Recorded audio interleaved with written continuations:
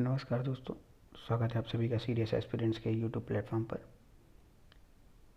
आज हम लोग बात करने वाले हैं कि यूपीपीसीएस प्रीलिम 2021 की तैयारी हम कैसे करें, हमारा अप्रोच कैसा होना चाहिए ताकि कामयाबी मिलने की जो संभावना है वो बढ़ जाए।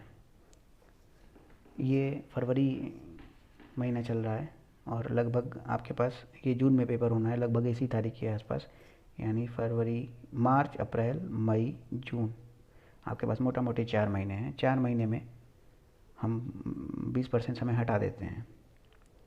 इसका मतलब आपके पास 3 से 3.25 महीने हैं। 20% समय मैंने इसलिए घटा दिया है कि हो सकता है किसी के यहाँ शादी पड़ जाए या कुछ हो जाए, तो उतने दिन आपके व्यस्त दिनों में चले जाएंगे, तो 20% समय हमने हटा दिया है। अब इस समय में आपको यूपीपीसीएस प्रीलिम्स से अगर निकालना है तो किस हिसाब से तैयारी आपको करनी चाहिए, इसमें कुछ टिप्स मैं आपको दूंगा, कुछ एडवाइस दूंगा। जो आपको उचित लगे उसको आप एक्सेप्ट कर लीजिए, जो नहीं समझ में आएगा उसे आप छोड़ दीजिएगा। मगर आपका एम है कि आपको एग्ज़ाम निकालना है, आपको एक अधिकारी बनना है, और अधिकारी बनने के लिए आपको मेहनत तो करनी पड़ेगी। इसमें कुछ टिप्स है जो कि मेरे एक्सपीरियंस से जुड़े हुए हैं और मैंने जो भी चीज़ें अचीव की हैं उस बेसिस पे है, और इसे प्लीज़ आप लोग एक बार सुनिएगा ज़रूर। सबसे पहली चीज़ क्या है कि इससे रिलेटेड मैंने एक वीडियो डाला हुआ है, उसे आप एक बार देख लीजिए। उसमें मैंने सब्जेक्ट वाइज और कौन से इंपॉर्टेंट सब्जेक्ट होते हैं उस पर मैंने डिस्कस किया हुआ है, ठीक है। दूसरी चीज़ क्या है कि एक फंडा है कि अगर आप एक किताब 10 बार पढ़ते हैं तो बहुत ही अच्छी है, रैदर देन 10 किताबें एक बार पढ़ने से। इसका मतलब आप एक किताब को 10 बार पढ़ेंगे तो आपके दिमाग में ज़्यादा कॉन्सेप्ट क्रिएट करेगी और आपको डिफरेंट लेयर्स समझ में आएंगे। कि अगर कोई बुक आप एक बार पढ़ते हैं तो उसमें कुछ और आपको समझ में आएगा, मोटी लेयर बनेगी। फिर उसे जितनी बार आप पढ़ जाएंगे वो लेयर्स और महीन होती जाएगी और इन बिटवीन द लाइन भी आपको समझ में आने लगेगा। जैसे किसी ने कहा है कि मैं किसी किताब को जितनी बार पढ़ता हूँ उतनी बार मुझे नए उसमें चीज़ें जानकारी मिलती हैं। अभी भी आप क्लास 9, 10 की एनसीईआरटी उठा के देखिए। आप अगर सीबीएसई बोर्ड से भी पढ़े हुए हैं, उसे 4 बार 5 बार पढ़े हुए हैं, पहले भी पढ़े हुए हैं, तो भी आपको कुछ ना कुछ उसमें नया मिल जाएगा। तो हर सब्जेक्ट की अधिकतम 2 किताब हो, और एक किताब ही अगर है तो वो बेस्ट है, plus previous year question paper. ये पीसीएस का फंडा है, इसके बिना सिलेक्शन होना, प्रीवियस ईयर क्वेश्चन आपका की है सिलेक्शन का, ठीक है। और दूसरी चीज़ क्या है, रिवीजन। जो आप आज पढ़ रहे हैं वो कल रिवाइज़ करिए और उसके एक हफ्ते बाद रिवाइज़ करिए, फिर उसको 15 दिन बाद रिवाइज़ करिए। मतलब जैसे आप मान लीजिए कोई टॉपिक है वो 1 तारीख को पढ़े, ठीक है, फिर आप उसे 2 तारीख को पढ़ते हैं, फिर उसे 8 तारीख को पढ़ते हैं, फिर आप उसे 16 तारीख को पढ़ते हैं, ठीक है। ये अब 4 बार आपने रिवाइज़ कर लिया तो वो टॉपिक आपको अच्छी तरीके से याद हो जाएगा, खासकर प्रीलिम्स के लिए। प्रीलिम्स का मतलब 4 ऑप्शन दिया हुआ है, 4 में से एक ऑप्शन आपका सही होना ही होना है, ठीक है। तो रिवीजन आपको इस हिसाब से करना है कि जो आपने आज पढ़ा उसे कल पढ़िए, फिर 7 दिन बाद पढ़िए, फिर 15 दिन बाद पढ़िए, ठीक है दोस्तों। चलिए अब हम लोग आगे बढ़ते हैं। Previous year question paper, previous year question paper, ठीक है। तो प्रीवियस ईयर क्वेश्चन पेपर में क्या मतलब आपको अच्छी चीज़ें लगेंगी। प्रीवियस ईयर क्वेश्चन पेपर में जो सबसे अच्छी चीज़ है वो ये है कि अगर आपको आता है प्रीवियस ईयर क्वेश्चन पेपर, अगर आपको पहले का पढ़ा हुआ है तो आप उसे सही कर देंगे, और जो नहीं पढ़ा हुआ अगर उसमें गेस करेगा तो आपका क्वेश्चन गलत हो जाएगा। तो प्रीवियस ईयर क्वेश्चन पेपर में क्या होता है कि जिनका सिलेक्शन होता है वो इसे सही मारते हैं, ठीक है। जिनका सिलेक्शन नहीं होता है वो इसको गलत कर देते हैं। रीज़न क्या है, जैसे आप मान लीजिए घटना चक्र की किताब है, या फिर परीक्षा वाली है, या फिर कोई भी आपका प्रैक्टिस सेट है। प्रीवियस ईयर क्वेश्चन पेपर का अलग से सॉल्व पेपर आता है जिसमें केवल यूपी पीसीएस का ही क्वेश्चन सॉल्व होता है, केवल यूपी आरओ का पेपर ही केवल सॉल्व होता है, या यूपी ट्रिपल एससी का ही पेपर सॉल्व होता है। तो उस तरह के क्वेश्चन पेपर आप उठा लीजिए और उसे आप मारिए, उसे रोज़ एक सेट मारिए, 150 क्वेश्चन आप रोज़ सॉल्व करिए। तो आपका ऑटोमेटिकली जो है, जो आपका कॉन्फिडेंस लेवल है वो भी बढ़ने लगेगा। कौन सा सब्जेक्ट आपका कमज़ोर है वो भी आपको पता चल जाएगा। कौन से सब्जेक्ट के तुक्के आप मार रहे हैं तो सही हो जा रहे हैं, यानी कि इसकी तैयारी एक स्पेसिफिक लेवल तक है, वो भी आपको पता चल जाएगा। तो ये प्रीवियस क्वेश्चन पेपर आपका डिसाइड करेगा कि कौन सा सब्जेक्ट आपका मजबूत है, किस सब्जेक्ट पे आपको ज़्यादा ध्यान देना है, ठीक है। चलिए अब हम लोग अगला है कि इसमें करंट अफेयर्स। करंट अफेयर्स आप ये समझिए 150 में डायरेक्ट इनडायरेक्ट में जोड़ लिया जाए तो कम से कम 45 क्वेश्चन आ जाते हैं, ठीक है। पूरी इकोनॉमिक सब्जेक्ट केवल करंट पे ही बेस्ड होती है, बजट पे और इकोनॉमिक सर्वे पे, प्लस बेसिक्स उसमें बैंकिंग वाले आते हैं और ज़्यादा कुछ उसमें आता नहीं। तो इकोनॉमिक्स भी पूरा का पूरा करंट पर ही डिपेंड करता है। और अगर आप करंट अफेयर से रिलेट करके ट्रेडिशनल पढ़ते हैं तो आपके मेन सब्जेक्ट के भी कई क्वेश्चन डायरेक्ट आप पढ़ सकते हैं। जैसे मान लीजिए कि सरदार वल्लभ भाई पटेल की मूर्ति सबसे बड़ी कहाँ स्थापित है? इस तरीके के क्वेश्चन अगर आप एक एग्ज़ाम में आ रहे हैं। और फिर सरदार वल्लभ भाई पटेल ने कांग्रेस का अगर कोई अधिवेशन अध्यक्षता की होगी, या फिर कहीं पर किसी आंदोलन में उन्होंने पार्टिसिपेट किया होगा, या फिर मान लीजिए कि किसी की 200वीं शताब्दी मनाई गई, जैसे बारदोली सत्याग्रह का, या फिर कुछ ऐसा जो स्पेसिफिक है, 150वीं उसकी वर्षगांठ थी, या फिर कुछ इस तरीके से जो करंट में रिलेटेड है, उससे रिलेटेड आप ट्रेडिशनल पढ़ लेते हैं तो वो भी क्वेश्चन आने की संभावना हो जाती है। इसलिए करंट का किसी भी एग्ज़ाम में महत्व बहुत ज़्यादा है, खासकर सिविल सर्विस एग्ज़ाम में। वनडे एग्ज़ाम में करंट का महत्व बढ़ता जा रहा है, और करंट ऐसा है जिसमें आप पुराने बच्चों से कहीं से भी कमतर नहीं हैं।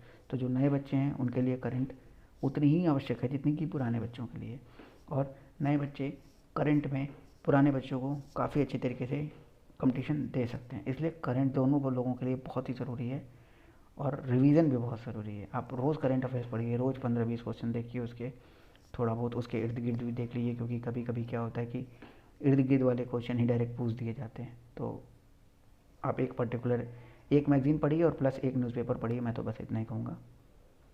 और देखिए अब इसमें कुछ क्या है कि जैसा कि मैंने अपने प्रीवियस वीडियो में बता चुका हूँ मैं आपको, कि उसमें आपको क्या देखना है इंपॉर्टेंट सब्जेक्ट में।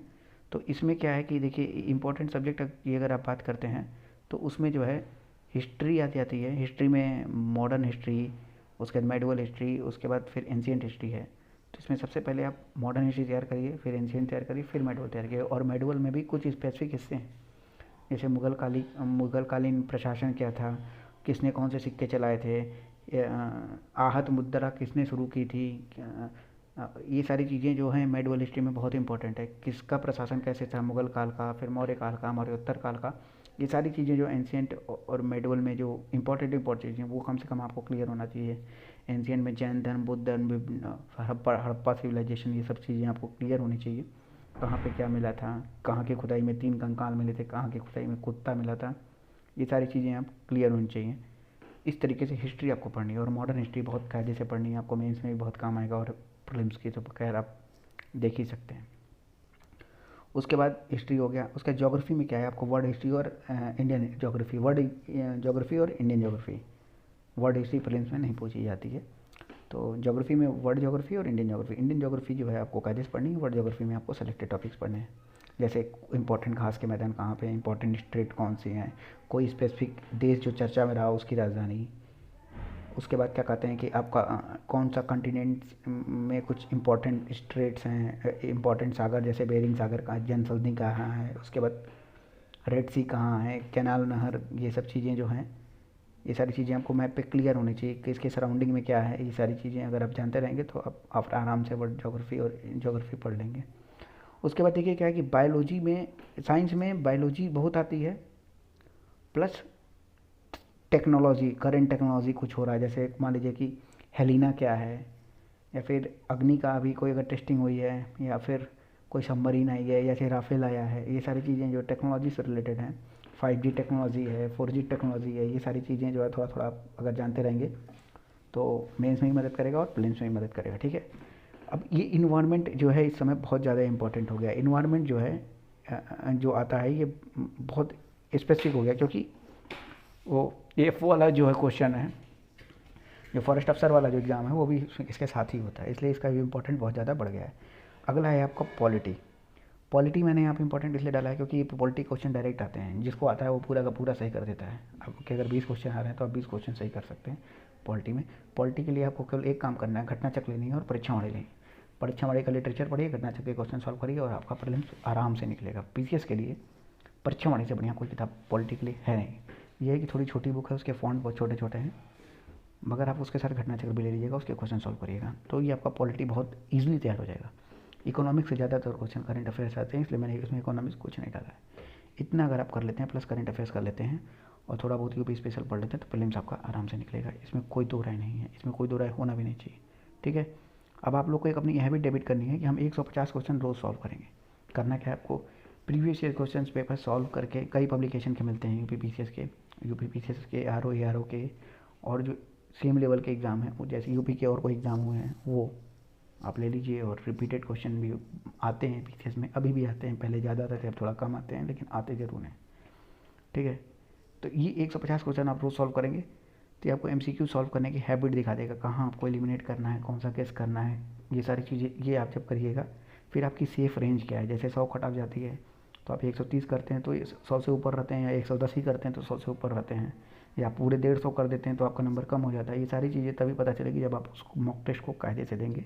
प्रीवियस ईयर क्वेश्चन पेपर से बढ़िया कोई मॉक टेस्ट नहीं हो सकता।